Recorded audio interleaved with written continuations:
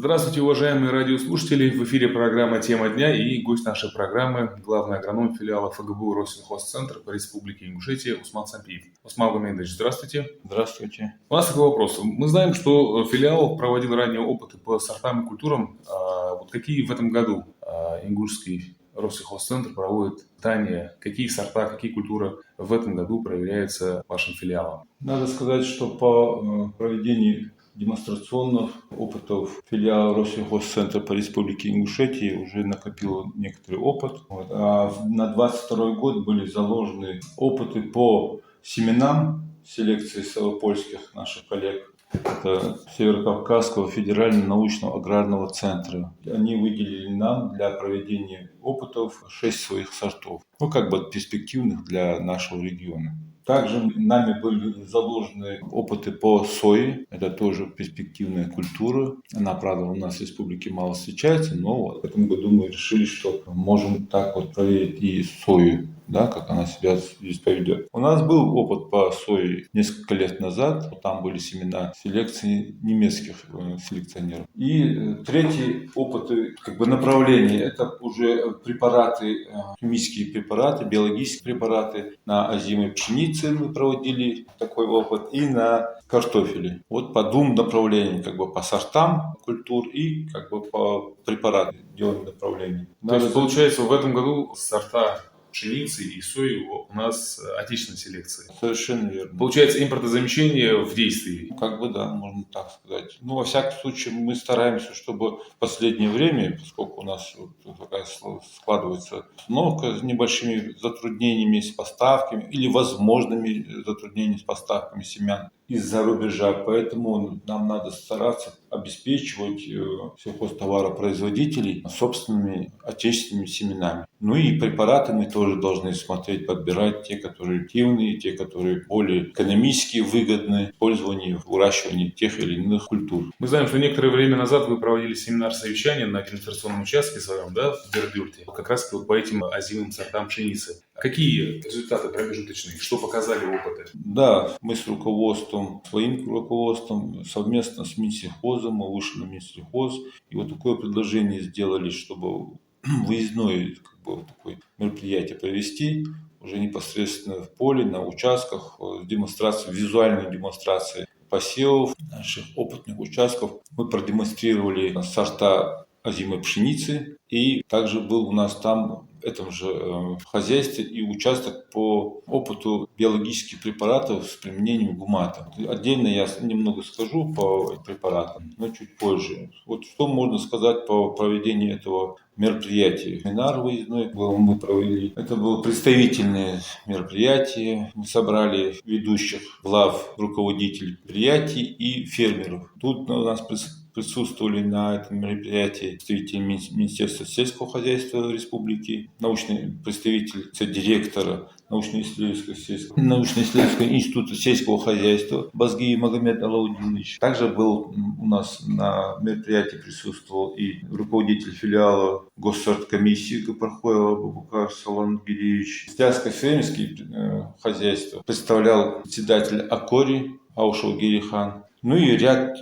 таких видных, в сельском хозяйстве наших представителей, республиканских представителей сельского хозяйства. Многие фермеры тут же заинтересовались этими опытными участками. И в целом оказалось, что мероприятие прошло интересно для тех, кого мы пригласили. Многие заинтересовались и сортами. Информация по сортам, все мы доложили, довели до сведения собравшихся. И визуально уже по каждому сорту мы прошлись, объясняя, какой сорт, его сортовые характеристики. В таком ключе провели мы это мероприятие. А какие характеристики были у этих сортов? Почему именно было отдано предпочтение именно им? Во-первых, надо сказать, что в Федерации семена, которые применяются при выращивании хозяйственных культур, они должны иметь допуск к возделыванию и применению. Они проходят ряд процедур, адаптации и прочей регистрации в нашей стране и должны быть внесены в реестр инвестиционных достижений. Все эти сорта, естественно, они внесены они из реестра и с допуском к нашему региону. Это 6-й регион, куда входит Северо-Кавказский федеральный округ, Республика Ингушетия. Я правильно понимаю, это районированная культура, да, получается? Да. То есть они под определенные климатические какие-то природные климатические условия. Ну, поскольку, вот, допустим, в северных регионах там и световой день меньше, и температура средняя годовая другая относительно Северного Кавказа. Ну и, соответственно, этим и другим показателям как бы эти сорта и районируются, и подбираются к каждому региону соответственно. То есть, по всей видимости, ну, наверное, засухоустойчивые такие, Да.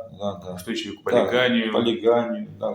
Все эти характеристики сортов мы довели до сельхозтоваропроизводителей, для собравшихся. И сейчас у нас предварительные итоги. Уже произошел сбор, скосили все участки, и мы как бы сейчас подводим итоги уже непосредственно по урожайности, по тому, какие характеристики зерна дадут те или иные сорта. Но предварительно я могу сказать, что все сорта показали себя положительно. Если брать относительно контроля, ни один из представленных сортов не уступил контролю, а какие-то сорта даже превысил. Хотя сорта, которые были высеяны под контроль, они тоже очень хорошие, качественные, тоже отечественной селекции. Все эти участки и контроль, и участки наши опытные, они были технологически возделаны одинаково, в одинаковых условиях, погодных условиях, технологических, с подкормками,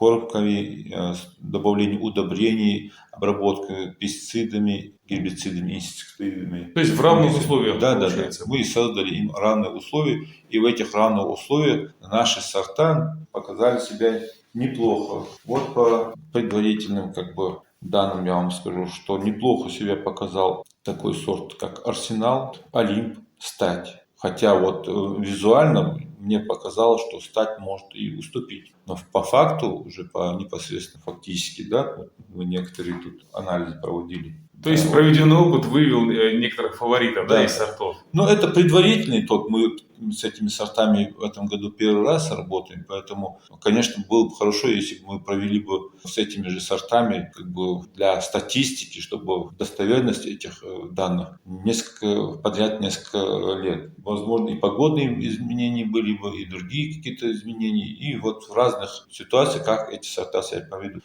Ну, даже по тем предварительным, показать. Видно, что они неплохо себя чувствуют в нашей республике. То есть мы можем советовать, конечно, наша цель посоветовать тот или иной сорт, ту или иную культуру для наших сельхозтоваропроизводителей.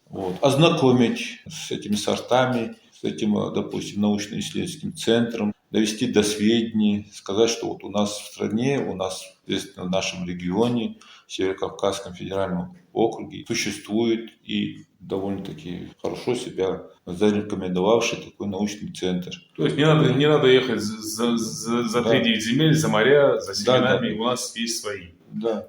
Вы также сказали, что упомянули, что проводили опыты с препаратами. То есть помимо того, что вы проверяли сорта, вы еще применяли биопрепараты. Мы знаем, что в последние годы вообще предпочтение отдается биопрепаратам в стране. Было специальное указание главы государства на этот счет в целях экологии, в целях экологически чистой продукции. Какие препараты проверялись, были у вас на участках, и что это за препараты? Мы в этом году взяли за основу препараты биологического характера, те, которые меньше нанесут вред окружающей среде и экологически безвредны для жизнедеятельности экосистем. Но в данном случае на участках, где мы проводили по озимой пшенице, нам любезно предоставил фермер и под биопрепарат. По озимой пшенице, которую мы брали за контроль, как для опытов по сортам, этот же контроль мы взяли в сравнении с ним, сделали участок по препаратам псевдобактерин, обработка пшеницы по вегетации и добавлением гумата, здоровый урожай. И надо сказать, что этот опыт у нас тоже весьма хорошо себя показал. Надо сказать, что по урожайности, по качеству зерна я сейчас не буду говорить, потому что еще проводятся исследования по качеству земли. А по урожайности самый больший результат показал именно тот участок, в котором мы применяли биологические препараты. Ну и гуминовые кислоты. Это о чем говорит? О том, что применение гуматов и биологических препаратов ничем не уступает препаратам или удобрениям, которые мы добавляем классического характера. То есть химического плана. Да. Это не надо отбрасывать при возделывании культуры. Допустим, мы брали по озимой культуре, то можно этот опыт применять. Ну, я еще раз повторюсь, конечно, надо из года в год, чтобы статистически какой-то был материал, чтобы мы вывели уже обоснованно, научно. Но это не входит в наши основные цели, задачи Россельхозцентра. Но вот этот опыт, который мы провели по озимой культуре, он наглядно, это все видели наши сельхозтоваропроизводители. Чтобы закрепить этот материал, надо проводить еще. Вот вы сказали же о том, что все сорта и культуры были отечественной селекции, а биопрепараты, что за препараты? Они производство? Да, вот надо заметить, да, по биопрепаратам, по производству этих биопрепаратов. Тоже отечественные? Я скажу пару слов по этому направлению.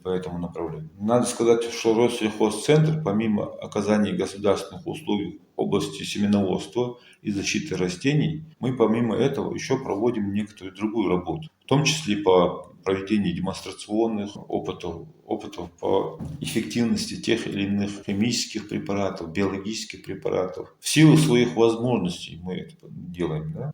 Вот. Помимо проведения опытов, у нас есть филиалы, которые имеют производственную возможность производить, да, я тавтологией занимаюсь, производить препараты. Что мы производим в Россельхозцентре?